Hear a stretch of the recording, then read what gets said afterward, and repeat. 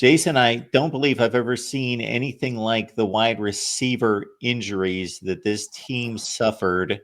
Don't think in all my years of covering college football that I've seen one unit hit with the substantial number of injuries where at one point, and not just for like one game, it was a freak week and like a bunch of guys got knocked out and they didn't have five wide receivers. No, this lasted then the entire season.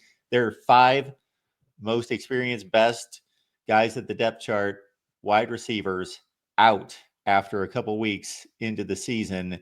And that was something else to behold. And now we go into 2025, and you've got Nick Anderson, who was at one point a big play guy. When he was healthy, goes to LSU, Jalil Farouk to Notre Dame. Andrell Anthony never really got his footing with Oklahoma, but he moves on to Duke. And they are going to basically revamp the wide receiver position.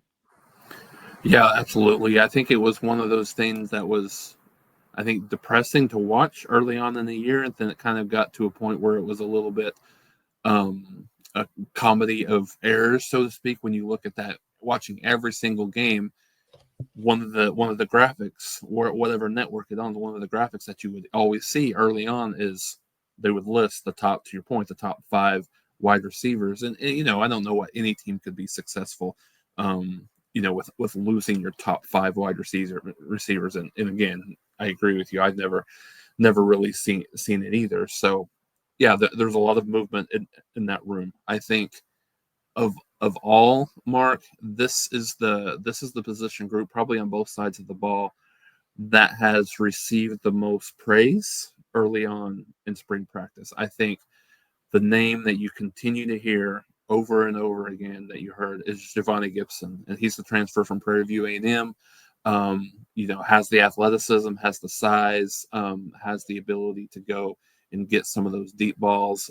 So he's the guy that, I think right now he would be a definite starter. Deion Burks has been kind of up and down just in terms of his health early on, but he had participated in one of their scrimmages that they had a week or so ago. Performed really well. Looks like he had kind of regained a lot of his elusiveness and speed and big playability. And then Isaiah Sategna came over from Arkansas. I mean, he's another guy that's kind of solidifying himself in terms of a guy that could be part of that two deep, or certainly could be a starter.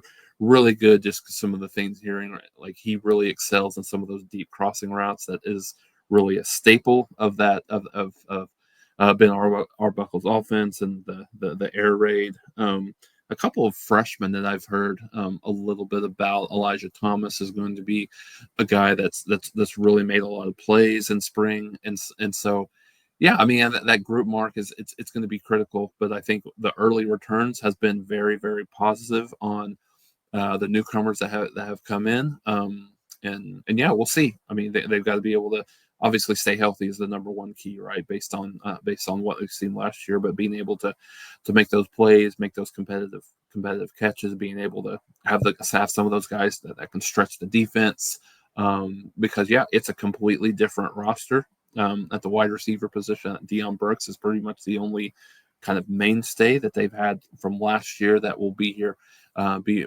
part of this team this year. And he played really well early on in the season, but he was banged up a lot of through the mid to the late season. So I think that those are some guys.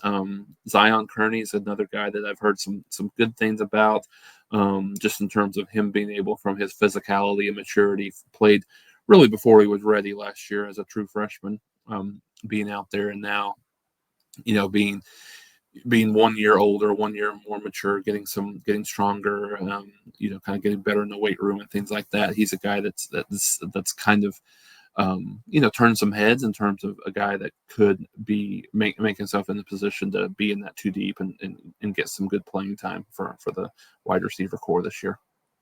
We appreciate you stopping by here at the Voice of College Football. Please like and subscribe here to the OU channel. Keep in mind that Chad and Tyranny are live with you every Monday at 8 Eastern, 7 Central, and the College Football Show with me, the College Football Show, Monday through Friday. Give me a call for Eastern time.